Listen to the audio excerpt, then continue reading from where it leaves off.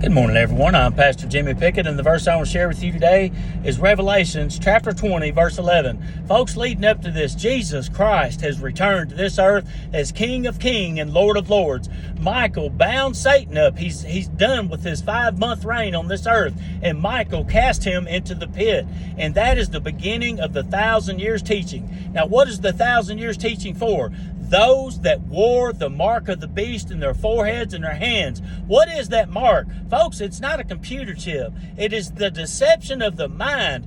The Antichrist will deceive millions and millions of God's children into thinking that he's Jesus Christ. So what is it to wear the mark in the hand? They do the work for him thinking that he's Jesus Christ. But those of us who get it right, we will be justified. We will stand and reign with Jesus Christ for 1,000 years.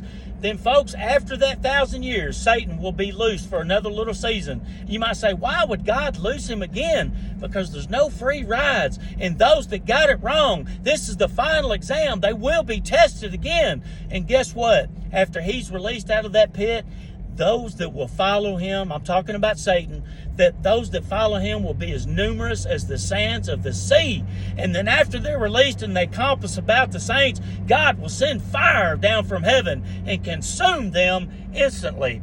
And then in verse 11 it says, And I saw a great white throne and him that sat on it, from whose face the earth and the heavens fled away, and there was found no place for them. Folks, the great white throne judgment is going to take place, right? But now the Antichrist, Satan, and the beast are cast into the lake of fire. They're done. They're destroyed, folks. But we still have to go through the white throne judgment, folks.